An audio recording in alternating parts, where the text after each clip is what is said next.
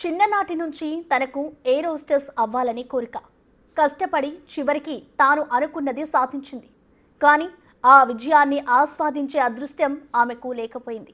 మణిపూర్లోని తౌబాల్ జిల్లా అవాంగ్ లికేయుకు చెందిన 22 ఏళ్ల నగంతోయ్ శర్మ ఎంతో ఇష్టపడి ఎయిర్ హోస్టెస్ సాధించింది. 2023 ఏప్రిల్లో ఆమె ఎయిర్ ఇండియాలో చేరింది. నిన్న జరిగిన అహ్మదాబాద్ విమాన ప్రమాద సమయంలో నగంతోయ్ శర్మ ఎయిర్ హోస్టెస్గా విధుల్లో ఉండడంతో మరణించింది. దీంతో ఎంతో కష్టపడి అనుకున్నది సాధించిన కూతురి మరణంతో ఆ కుటుంబంలో విషాద ఛాయలు అలుముకున్నాయి.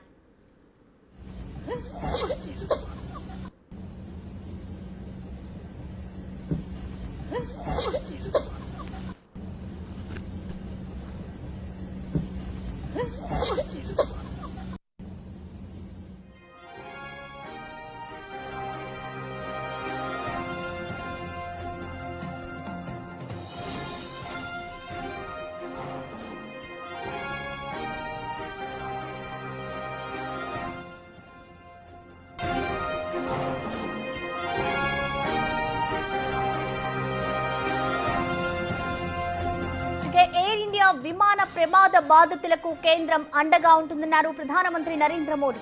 అహ్మదాబాద్ లో పర్యటించిన పీఎం మొదటిగా ఘటనా స్థలానికి వెళ్లి పరిశీలించారు. గుజరాత్ ముఖ్యమంత్రి, కేంద్ర విమానయాన శాఖ మంత్రితో సహా పలువురు ఉన్నతాధికారులు ప్రధాని వెంట ఉన్నారు. ఈ సందర్భంగా ప్రమాదం ఎలా జరిగింది అన్న దానిపై వివరాలను అధికారులు మోడీకి వివరించారు.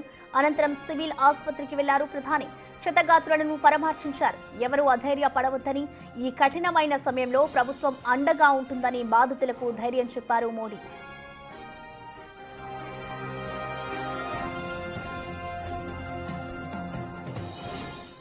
ఈ ప్రమాదంలో బయటపడ్డ ఒకే ఒక మృత్యుంజయుడు రమేష్ ను ప్రధానమంత్రి పరామర్శించారు.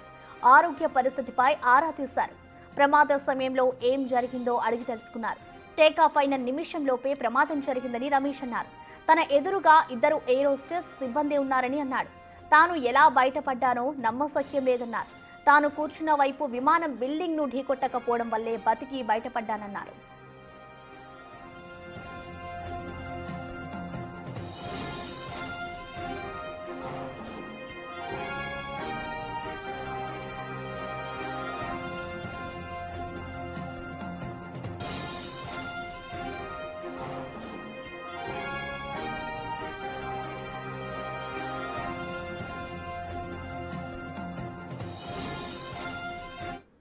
దీనిపై పూర్తి డీటెయిల్స్ అందించేందుకు అహ్మదాబాద్ ప్రాంతం నుంచి మా అసోసియేట్ ఎడిటర్ రోహిత్ లైవ్ లో అందుబాటులో ఉన్నారు. రోహిత్, మనం చూస్తున్నాం నిన్న ఏదైతే అహ్మదాబాద్ లో ఇటు భారీ ప్రమాదం జరిగిందో అది చాలా తీవ్రమైందని చెప్పుకోవాలి. సో ప్రెసెంట్ అసలు అహ్మదాబాద్ లో సిచ్యువేషన్ ఏ విధంగా ఉంది? ఇటు మోడీ కూడా అటు ఘటనా స్థలానికి వచ్చి అంతా కూడా పరిశీలించారు కదా, సిచ్యువేషన్ ఎలా ఉంది?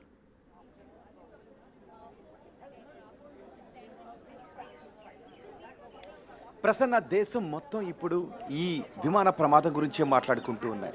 ఇంకా చెప్పాలంటే ప్రపంచం మొత్తం ఇప్పుడు ఈ విమాన ప్రమాదం గురించే మాట్లాడుకుంటున్నారు. తెలుగు రాష్ట్రాల ప్రజలు కూడా ఈ విమాన ప్రమాదం గురించే మాట్లాడుకుంటున్నారు. అత్యంత దయనీయమైనటువంటి విమాన ప్రమాదం ఇది. గతంలో కూడా విమాన ప్రమాదాలు జరిగాయి. 2 విమానాలు గాల్లోనే ఢీకొని ప్రాణాలు కోల్పోయిన ఘటనలు కూడా జరిగాయి. కానీ ఇక్కడ ఈ విమాన ప్రమాదంలో టేకాఫ్ అయిన 2 కిలోమీటర్ల దూరంలోనే విమానం ప్రమాదానికి గురి కావడం, ఏ సంబంధం లేని డాక్టర్లు ఈ విమాన ప్రమాదంలో మరణించడం, ఇది అత్యంత దయనీయమైనటువంటి ఘటన. ఇప్పుడు మనం చూస్తున్న ఆ బిల్డింగ్లోనే ఆ సమయంలో డాక్టర్లు ఉన్నారు. విమాన ప్రమాదం జరిగిన సమయంలో వాళ్ళంతా భోజనాలు చేస్తూ ఉన్నారు. ఆ ప్రమాదం జరిగిన వెంటనే 24 మంది అందులో కాలి బూడిదైపోయారు. కొంతమంది ఇప్పుడు హాస్పిటల్ అడ్మిట్ అయ్యి ఉన్నారు. అందులో కొంతమంది పరిస్థితి క్రిటికల్గా ఉందని తెలుస్తుంది. ఇంతకు ముందే మనం ఇప్పుడు కాల్ తీసుకోవడానికి కొన్ని నిమిషాల ముందే, ఒక 5 నిమిషాల ముందే లోపల నుంచి ఒక అంబులెన్స్ బయటికి వెళ్ళింది. అంటే లోపల ఇంకా సెర్చ్ ఆపరేషన్ కొనసాగుతుంది. ఇంకా ఎక్కడైనా బాడీస్ ఉన్నాయా అని వెతుకుతూ ఉన్నారు.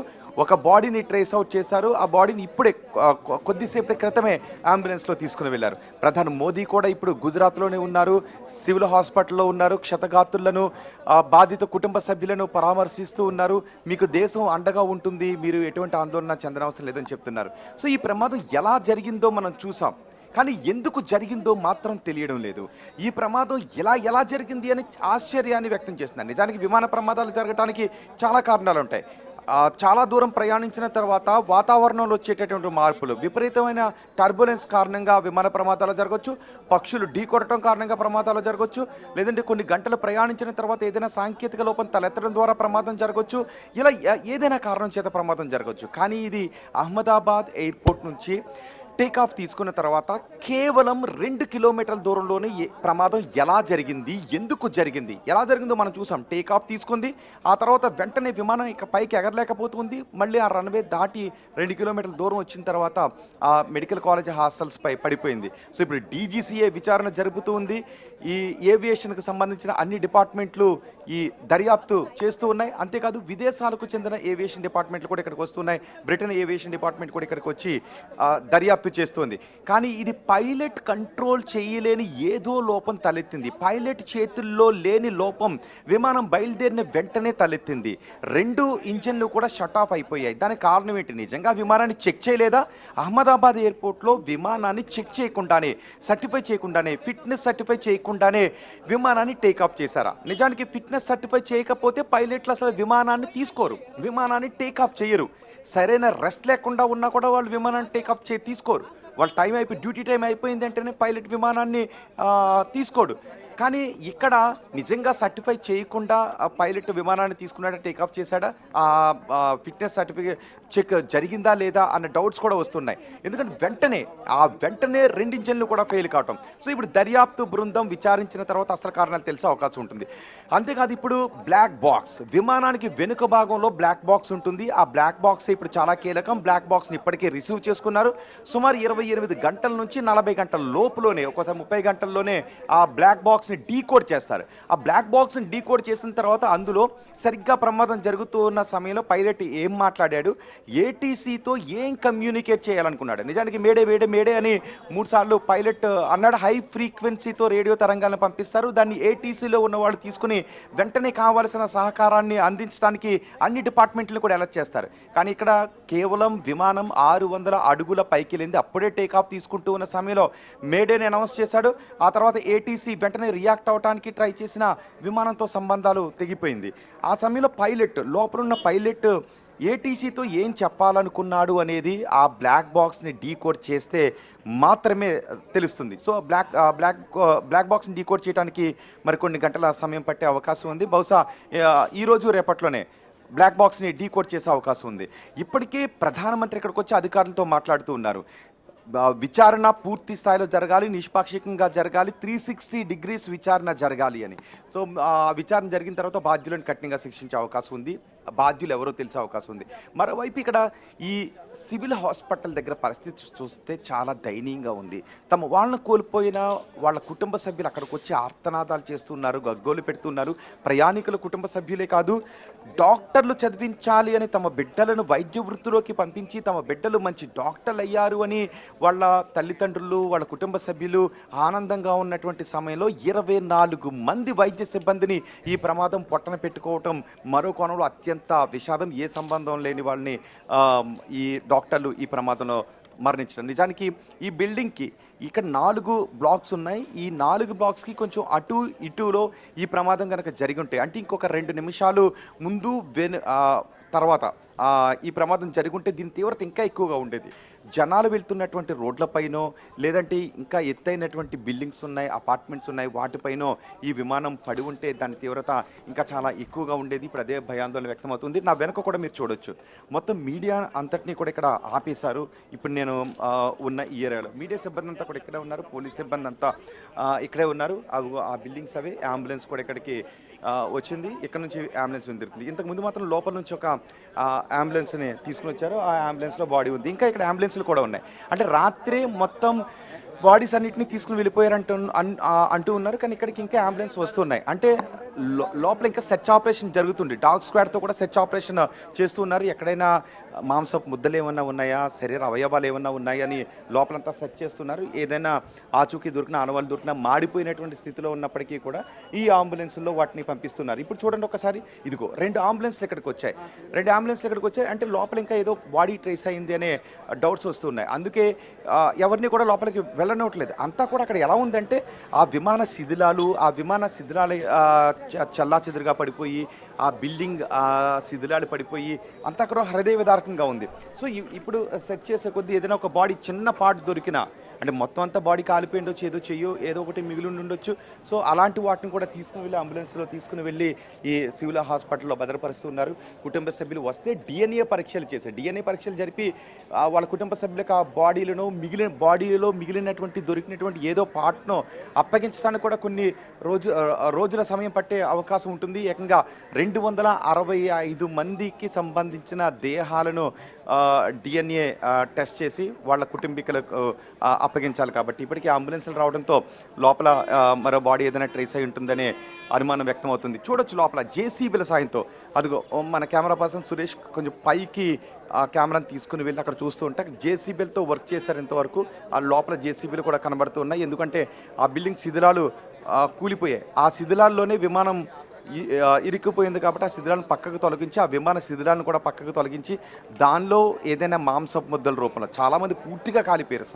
కొంతమంది సగం కాలిపోయి చనిపోయినటువంటి స్థితిలో ఉన్నారు. నిజానికి వాళ్ళందరినీ కూడా తీసుకుని వెళ్తుంటే అంబులెన్స్లో ఆ దృశ్యాలు చూడటానికే చాలా హృదయ విదారకంగా ఉన్నటువంటి దృశ్యాలు. ఇదిగో ఇప్పుడు ఒక ఫైర్ ఎమర్జెన్సీ వెహికల్ కూడా రప్పించారు. నిజానికి ఇప్పుడు అఫ్కోర్స్ ఫైర్ ఎమర్జెన్సీ వెహికల్ ఇప్పుడు అవసరం లేదు, కానీ అయినప్పటికీ కూడా అలర్ట్గా ఉండాలి. అన్ని డిపార్ట్మెంట్లు అలర్ట్గా ఉండాలి. కాబట్టి ఫైర్ ఎమర్జెన్సీ సర్వీస్ వెహికల్ కూడా తీసుకొచ్చారు. మరి కొన్ని అంబులెన్స్లను కూడా ఇక్కడికి తీసుకొచ్చారు.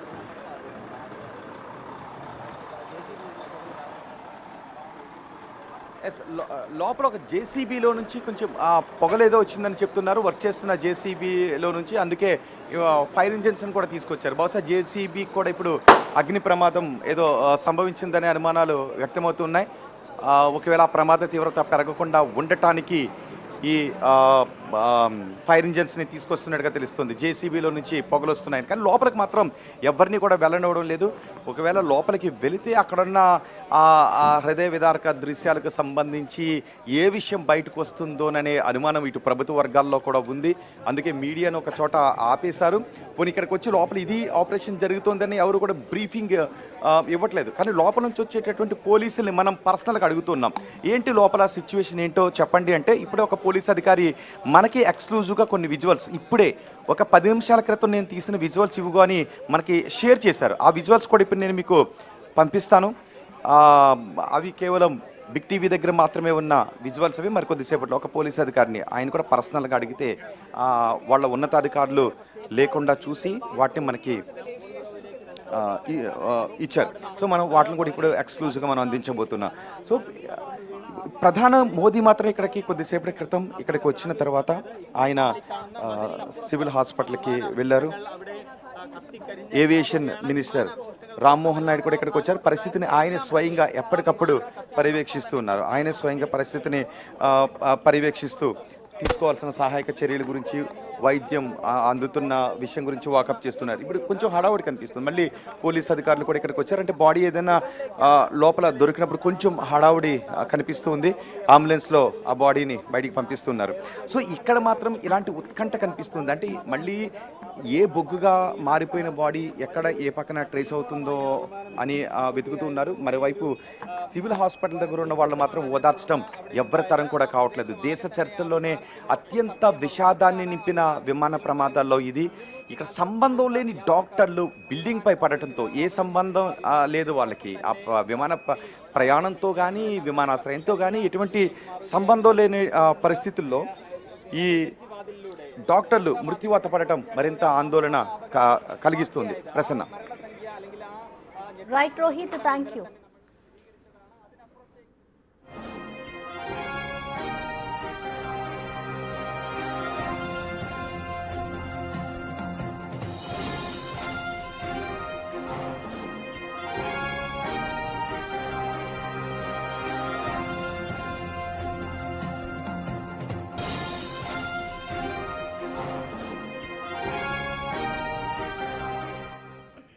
ఇక నిన్న ఏదైతే అహ్మదాబాద్లో ఘటన చోటు చేసుకుందో ఇటు మెడికల్ కాలేజీ వద్ద పరిస్థితి అంతా కూడా చాలా దయనీయంగా ఉందని చెప్పుకోవాలి.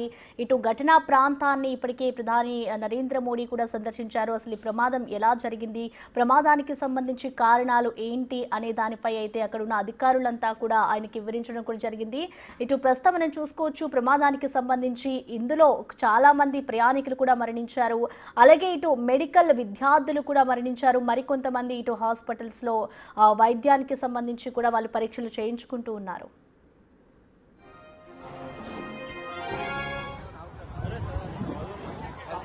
कौन है भाई?